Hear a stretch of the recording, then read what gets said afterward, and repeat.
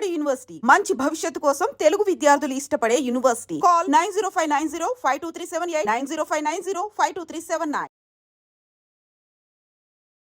అందరికీ నమస్కారం. Welcome back to iDream media. మన ఆయుర్వేదం ప్రోగ్రామ్కి అందరికీ స్వాగతం. ఆయుర్వేద వైద్యాన్ని మీ అందరికీ అందించే ప్రయత్నంలో భాగంగా చేస్తున్న వీడియోస్ ఇవి. ప్రస్తుతం మనం 30 ఏళ్లకు పైగా ఆయుర్వేద వైద్యంలో అనుభవం ఉన్న హెర్బలిస్ట్ ఇంకా న్యాచురల్ హీలర్ ఆంజనేయరాజు గారితో ఉన్నాము. సార్, నిజంగా నా పర్సనల్గా ఇచ్చిన రివ్యూ ఇది. మిమ్మల్ని పొగడాలని కాదు, లేకపోతే ఇంకొకటి కాదు. అయితే మనం చేసిన వీడియోస్లో కింద కామెంట్స్లో నాకు గుండె ఆరోగ్యం సరిగా లేదు అని చెప్పి జస్ట్ ఇలా దండం పెట్టినట్టుగా కూడా పెట్టి ఏం చేయాలో చెప్పండి, అసలు నేను ఏం తినాలో చెప్పండి, నా వయసు ఇంత 55 అని మెన్షన్ చేశారు. నిజంగా మన ఆరోగ్యంగా ఉండాలి, మన గుండెకి ఎలాంటి ఆపద రాకుండా ఫుడ్ హ్యాబిట్స్ వల్ల మార్చుకునేవి ఏవైనా ఉంటాయా? అసలు గుండెకి సంబంధించిన ఏ సమస్య రాకుండా ఉండాలంటే మన జీవన శైలి అనేది ఎలా ఉండాలి సార్? ఫుడ్ హ్యాబిట్సే కాదమ్మా, జీవన శైలి అనేది కరెక్ట్ మీరు చెప్పింది. ఎందుకంటే వ్యాయామం అనేది చాలా ఇంపార్టెంట్ అమ్మ. ఇక్కడ వ్యాయామం కానివ్వండి, యోగా కానివ్వండి, లేకపోతే ఒక స్పోర్ట్స్, ఒక గేమ్, ఏదో ఒకటి శ్రమ, శారీరకమైన శ్రమ అనేది చిన్నప్పటి నుంచి చేసిన వాళ్ళకి తొందరగా గుండె వ్యాధి అనేది రాదమ్మ. అదేవిధంగా ఇప్పుడు పల్లెటూరులో ఉంటారమ్మ, పొలాల్లో పనిచేస్తారు, రోజు కష్టపడి ఉదయం నుంచి సాయంత్రం దాకా ఎండలో ఉంటారు. వాళ్ళకి చాలా తక్కువ వస్తాయి, వచ్చిన రికవరీ కెపాసిటీ ఎక్కువ ఉంది. ఎందుకు ఉంది అలాగా? శారీరకమైన కష్టం, ఎక్సర్సైజ్ అనుకోవచ్చు అది. మనమేమో ఇక్కడ ఏదో జిమ్లని లేకపోతే జుంబాలని గింబాలని ఏయో చాలా రకరకాలు వచ్చేసి ఇక్కడేమో కావాలని డబ్బిచ్చి మరీ మనం వెళ్ళి చేయించుకుంటున్నాం, కాస్త చెమట పట్టేలాగా చేసుకుంటున్నాం. ఇవి ఎందుకు చేస్తున్నామమ్మా? మన బాడీలో ఉన్న ఈ కల్మషాన్ని బయటికి తీసేయాలని, రక్తం చిక్కగా ఉండకూడదని, ఇలాగ అనేక రకాల ఆలోచనలతోటి మనం ఫ్యాట్ పెరగకూడదని ఇలా ఆలోచించి మనం ఫ్యాట్ పెరిగితే హార్ట్ అటాక్ వచ్చేస్తుంది, నూనెలు తిరిగితే వచ్చేస్తుంది, ఎనిమిది తింటే వచ్చేస్తుంది, కొవ్వు పదార్థాలు తింటే వచ్చేస్తుంది, ఇంకేం తినాలమ్మా? ఏం తిన్నా హార్ట్ అటాక్ వచ్చేస్తుందని చెప్పి. ఎన్నాటికి మూలం ఏంటంటే ఆక్సిజన్ అండి. వ్యాయామం చేసి ఎప్పుడైతే మీరు వ్యాయామం చేశారో, వ్యాయామం చేసినప్పుడు మీ లంగ్స్ ఒగురుపు వస్తుంది కదా, మనకి శ్వాస ఎక్కువ తీసుకుంటాం. అప్పుడు దాకా తీసుకొని శ్వాస ఎక్కువ తీసుకుంటాం కదమ్మా. అప్పుడు ఏమవుతుందమ్మా, ఆటోమేటిక్గా ఈ లంగ్స్ ఎక్కువ ఆక్సిజన్ అనేది తీసుకుని బాడీలోకి పంపుతాయి, బ్లడ్లోకి.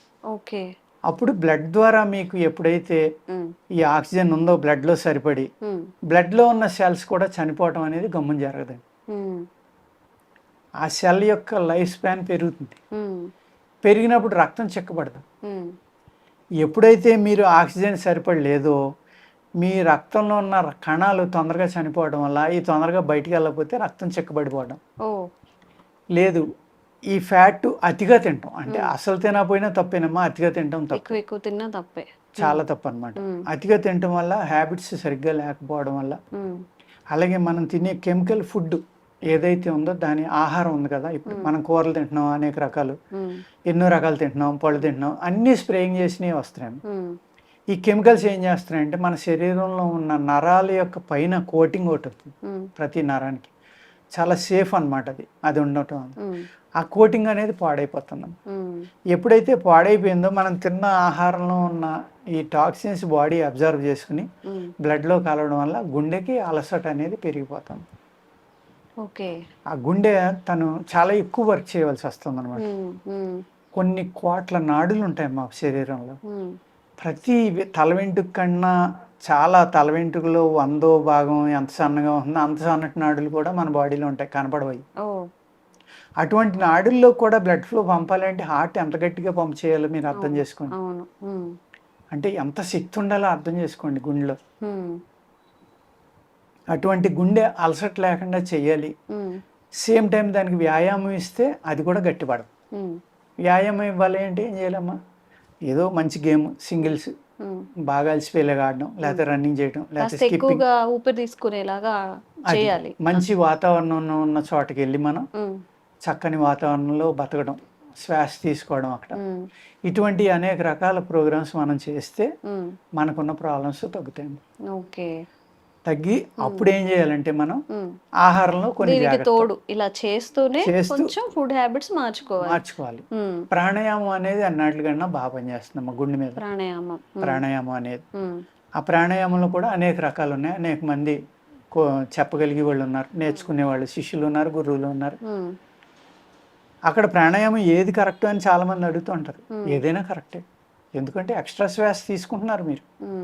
అది రాంగ్ వేలో చేస్తున్నారా రైట్ వేలో చేస్తున్నారా అనేది తర్వాత మనం మాట్లాడుకోవచ్చు. కానీ శ్వాస అనేది ఎక్కువ తీసుకుంటున్నారు కదా, 100% ఉపయోగపడుతుందండి అది. ఓకే. మీరు యోగి అవ్వకలేకపోవచ్చు, లేకపోతే ఋషి అవ్వలేకపోవచ్చు, కానీ ఆరోగ్యపరంగా అయితే కనుక మీరు తీసుకున్న ప్రతి శ్వాస మీకు ఇంపార్టెంట్. ఎందుకంటే ఆ శ్వాసే ప్రాణం అని చెప్తారు మన దీంట్లో. ఇక్కడ మళ్ళీ ఆయుర్వేదాన్ని దాన్ని కలుపుకుంటే ఏంటంటే ఆరోగ్యం కావాలి కదా ఆయుర్వేదంలో, అంటే ఆరోగ్యాన్ని బాగు చేసేది, మీ యొక్క శరీరానికి, మీ మనస్సుకి, అన్నిటికి సుఖంగా ఉంచేది, ఈ శరీరం అనేది దానికి కష్టం లేకుండా కాపాడేది ఆయుర్వేదం. ఆయు అంటే ఏంటమ్మా? ప్రాణం. ఆయు అంటే లైఫే కదా, లైఫ్ అంటే ప్రాణం తెలుగులో ఆయుష్. అందులోంచి వచ్చిందే ఆయుర్వేదం. వేదం అంటే నాలెడ్జ్, అంటే ఉన్నతమైన నాలెడ్జ్. అటువంటిది అంటే ఈ శరీరం, ఈ ప్రాణం, ఈ మనస్సు, ఈ ఆత్మ అంటే ఇంకోటి, దీన్ని కాపాడటానికి మనకి ఉపయోగించుకునేది ఆయుర్వేదం. అదే ప్రకృతి. ఆ ప్రకృతిని చక్కగా ఉపయోగించుకుని మంచి ఆక్సిజన్ తీసుకుని మంచి నీళ్లు తాగి, వాటర్ కూడా సరైనది దొరకట్లేదు కదమ్మా. ఆ వాటర్ లక్షలు ఖర్చు పెట్టి ఆల్కలైన్ వాటర్ అని, లేకపోతే ఈ ఆర్ఓ వాటర్ అని ఇవన్నీ తీసుకొస్తున్నారు. మనకు కావాల్సిన ఆర్వోల్లోనేమో కావాల్సిన మినరల్స్ ఉండవు. అలా కాదు అని బయట తాగితేనేమో అనేక అందులో చాలా ప్రమాదకరమైన టాక్సిన్స్ కానీ మినరల్స్ కానీ ఉంటున్నాయి. క్లోరైడ్స్ అని, ఫాస్ఫేట్స్ అని ఎన్నో రకాలు ఉంటున్నాయి. వాటి వల్ల మళ్ళీ మనకి ఏమవుతుంది? ప్రమాదం. ఇలా ఒకటి కాదు, అటు వెళ్దామన్నా నుయ్యి దాటితే గొయ్యి అంటారు చూడండి, అలా ఉంది. అది అందుకేంటంటే దీన్ని కరెక్ట్ చేసుకోవాలంటే అవేర్నెస్ అనేది కావాలమ్మా. అట్లీస్ట్ మీరు మంచి ఆహారం దొరకదు, కానీ రన్నింగ్ చేయటం మీ ఇష్టమే కదా, స్కిప్పింగ్ చేయడం మీ ఇష్టమే కదా. కొంచెం ఎక్కడో చోట ఒక 5-10 కిలోమీటర్ల దూరంగా వెళ్ళి ఏ పార్కో చూసుకుని, మన ఇంటి పక్కన ఉండొచ్చు, 10 కిలోమీటర్లు ఉండొచ్చు, హైదరాబాద్ చుట్టుపక్కల అనేక ఉన్నాయమ్మా, అక్కడికి వెళ్ళిపోవాలి. అట్లీస్ట్ వారంలో 2 రోజులు అక్కడికి వెళ్ళిపోయి రన్నింగ్ చేయటం, జాగింగ్ చేయటం, లేకపోతే వ్యాయామం చేయటం, ఇలా ప్రాణాయామం చేయటం, ఇటువంటివి చేశారనుకోండి, ఆటోమేటిక్గా మీ బాడీలో ఉన్న ఆక్సిజన్ లెవెల్స్ అనేవి పెరుగుతాయి. మనిషికి జబ్బు రాకూడదంటే ఆక్సిజన్ లెవెల్ పెరగాలి. ఆక్సిజన్ లెవెల్ మనం తీసుకునే ఆక్సిజన్ ఇంటేక్ అనేది పెంచుకోవాలి. పెంచుకునే ఆక్సిజన్ అనేది మన బాడీలో పెరిగి బాగా శరీరం అంతా అందుతుంది అనుకోండి, జబ్బు నుంచి చాలా వరకు దూరంగా ఉంటారు మీరు. చాలా ఆ ఆక్సిజనే బ్రెయిన్కి ఫుడ్ కాబట్టి బ్రెయిన్ కూడా స్ట్రెంగ్గా ఉంటుంది, హెల్తీగా ఉంటుంది. అప్పుడు మీ ఆలోచన అనేది కరెక్ట్గా ఉంటుంది, మీలో అసహనం అనేది పెరగదు, ప్రశాంతంగా ఉంటారు. ఆ విధమైన హ్యాబిట్ రావాలి మన శరీరంలో. మన హార్ట్ ఆరోగ్యంగా ఉండాలి అంటే ఆక్సిజన్ అనేది మోస్ట్ ఇంపార్టెంట్. అదేవిధంగా ఎప్పుడైతే మనం సరైన ఆరోగ్యం లేదు, ఒకరోజు నైట్ 7ంటికి తింటాం, ఒకరోజు 12ంటికి తింటాం, లేకపోతే తెల్లవారుజామున 4ంటికి తింటాం, 5ంటికి తింటాం, సరైన టైంకి ఫుడ్ తిన్నపాటు, ఫుడ్ తినేటప్పుడు కూడా ఎక్కువ ఉప్పు తినేయడం, లేకపోతే ఎక్కువ కారం తినేయడం, లేకపోతే బాగా వేడిది అసలు మనం ముట్టుకోలేమన్నంత వేడి తింటారు కొంతమంది. ఇటువంటి అనివెన్ దీని వల్ల కూడా అనేక రకాల జబ్బులు వస్తాయి. అలాగే విరుద్ధాహారం అని ఉంటుంది ఆయుర్వేదంలో. సపోజ్ నాన్ వెజ్ తిన్నప్పుడు పాలు తాగకూడదు, నాన్ వెజ్ తిన్న రోజున పాలు తాగకూడదు, ఎగ్గు గుడ్డు పాలు తాగకూడదమ్మా, చికెన్కి ఫిష్కి అస్సలు తాగకూడదు పాలు. మళ్ళీ పెరుగుకి పాలకి సంబంధం లేదు. మనం పాలు అంటే మళ్ళీ పెరుగు కూడా ప్రమాదం అని అడుగుతారు కొందరు. పెరుగు ఎగ్కి, చికెన్కి, ఫిష్కి పనిచేయదు, మటన్కి పర్వాలేదు. అది కూడా నాటుకోడికి కూడా పెరుగు వాడుకోవచ్చు మనం. ఆ రోజు పెరుగు తినొచ్చు, మనం పాలు తాగకూడదు. ఒక 6 hours అయినా గ్యాప్ ఉండాలి. ఉంటే కనుక ఈ విరుద్ధాహారాలు తినటం వల్ల కూడా మన బాడీలో రక్తం అనేది చెడిపోవడం వల్ల కూడా హార్ట్ ప్రాబ్లం అనేది వస్తుంది. అంటే ఒక్కసారి చూపించదు కదా సార్, ఏదైనా స్లోగా జరుగుతూ ఉంటుంది బాడీలో. తట్టుకునేంత వరకు ఓకే సార్, ఒకసారి తాగారా ఓకే, 2 సార్లు ఓకే, తట్టుకోలేనప్పుడు అప్పుడు మనకి ఏమైనా సంవత్సరాల తరబడి మనం అంటే పాలు గుడ్డు మంచి ఆహారం పిల్లలకి ఇచ్చేస్తాం కదమ్మా. నేను ఈ ఆయుర్వేదం మధ్యలో మానేసినప్పుడు కూడా నేను దీని గురించి ఆలోచించుకుని నా పిల్లలకు కూడా అదే పెట్టా. తర్వాత ఎంత తప్పు చేసాం అనేది తెలుసుకున్నాం. ఈ పిల్లల నుంచి కూడా వ్యాయామం చేయించడం అమ్మ.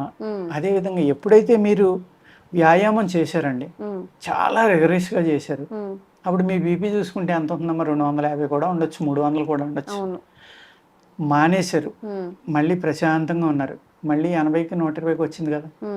అంటే మీరు రిగరస్గా చేసినప్పుడు ఆ 200 దాటి వెళ్ళినప్పుడు కూడా మీ శరీరం తట్టుకోవడం అనేది అలవాటు చేసుకుంది, మీ గుండె తట్టుకోవడం అనేది అలవాటు చేసుకుంది. అప్పుడు మీకు సడన్గా రేజ్ అయినా కూడా దాన్ని తట్టుకునే అలవాటు, దానికి అలవాటు పడిపోయి ఉంది. కాబట్టి ఎప్పుడు ఎక్సర్సైజ్ చేసిన వాడికి 180, 170 వచ్చినా చనిపోవడానికి అవకాశం ఉంది. 200 వచ్చినా, చేసే వాళ్ళకి 250 వచ్చినా తట్టుకునే అలవాటు ఉంది. ఎలా అలవాటు అయింది? అది వ్యాయామం అలవాటు, ముందుగా మనం వ్యాయామం చేయడం వల్ల. అంచేత ఈ వ్యాయామం అనేది చాలా ఇంపార్టెంట్ అండి. ఆహారం అట్ ద సేమ్ టైం, ఏదైతే గుండె ప్రాబ్లమ్స్ ఉన్నాయో, బ్లాకేజీలు కానీ ఇలాంటివి, వాళ్ళు కాల్షియం ఆహారం తక్కువ తీసుకోవాలి, ఫ్యాట్ ఫుడ్ తక్కువ తీసుకోవాలి. అలాగే నేను కొలెస్ట్రాల్ ఉందన్న ఒక ఆయన వస్తే, చాలా పెద్ద పోస్ట్ అయింది, ఆయనకి మటన్ అంటే చాలా ఇష్టం అంట. మీరు మొదర మటన్ తినకండి, లేత తినండి. మీకు ఇంట్లో సర్వెంట్లు, నౌకర్లు అందరూ ఉన్నారు కదా, వాళ్ళని పంపి మీరు లేతది తెప్పించుకోండి, డైలీ తినాలంటే తినండి, కావాలంటే తినండి అని. 2 నెలలుగా ఆయన కొలెస్ట్రాల్ తగ్గిపోయింది. ఆయన ఆ 2 నెలల్లో 45 రోజులు నేను తిన్నానండి మటన్, ఏం అవ్వలేదు, చాలా బాగా పనిచేసింది. అలాగే అందరికీ మనం మందులు ఇచ్చేస్తే అందరికీ తగ్గిపోతుందని చెప్పలేము. ఒక్కొక్క మనిషి శరీరానికి ఒక్కొక్కలాగా పనిచేస్తుంది. వాళ్ళ శరీరత్వాన్ని బట్టి మనం ట్రీట్ చేయాలి వాళ్ళని. ఈ ఆరోగ్యంగా ఉండాలంటే ఎక్కువగా మన వాళ్ళు వాడేది ఏంటంటేనమ్మా, తిప్పతీగ, అర్జున, ఈ 2 గుండె యొక్క ఆరోగ్యాన్ని చాలా బాగా బాగు చేస్తాయి. అట్ ద సేమ్ టైము కొంచెం సాఫ్రాన్ కూడానమ్మా. సాఫ్రాన్ 1-2 పలుకులు మీరు టీలో కానీ, డికాక్షన్ కానీ, కాఫీ కానీ ఇలాంటిలో వేసుకున్నా కూడా గుండె ఆరోగ్యాన్ని చాలా బాగా బాగు చేస్తాయి. అంచేత ఈ గుండె ప్రాబ్లం ఉన్న వాళ్ళు వ్యాయామం చేయటం అమ్మా, అలాగే సాఫ్రాన్ని కొంచెం వాడుకోవటం. ఏదో 1-2 కాస్ట్లీ అఫైర్ కాబట్టి అది మన తెల్ల మధ్య అని దొరుకుతుందమ్మా, అర్జున అంటారు దాన్ని. దాని తాట యొక్క పౌడర్ కషాయం పెట్టుకున్నామా, ఒక చెంచా, చిన్న చెంచా, ఐస్ క్రీమ్ చెంచా పౌడర్ వేసి కషాయం పెట్టుకుని అందులో కొంచెం బెల్లం కలుపుకుని అది రోజు ఉదయం సాయంత్రం ఒక 2-3 నెలలతో అయితే చాలా గుండె జబ్బులు సబ్సైడ్ అవడానికి అవకాశం ఉంది. ఓకే. సో ఎవరైనా కానీ గుండె జబ్బు వచ్చే అవకాశం ఉంది అని ముందుగా ఏదైనా మీకు సిమ్టమ్స్ కనిపిస్తున్నా, లేకపోతే అసలు రావద్దు అనుకున్నా కానీ వ్యాయామం చేస్తూ ఉండండి, ఫుడ్లో కొన్ని మార్పులు అయితే చేసుకోండి. సార్ ఏవైతే చెప్పారో, మీరు ఏదైనా మిస్టేక్స్ చేస్తున్నా అవి కరెక్ట్ చేసుకునే ప్రయత్నం చేయండి. వేరే అంటే దానికి ఆల్టర్నేటివ్ ఉంటుంది, అసలు గుండె పాడైపోతే దానికి ఆల్టర్నేటివ్ ఉండదు, కాబట్టి జాగ్రత్తగా ఉండండి. Thank you sir. Sir, one life lesson what medicine has taught you. Whatever you can do without expecting.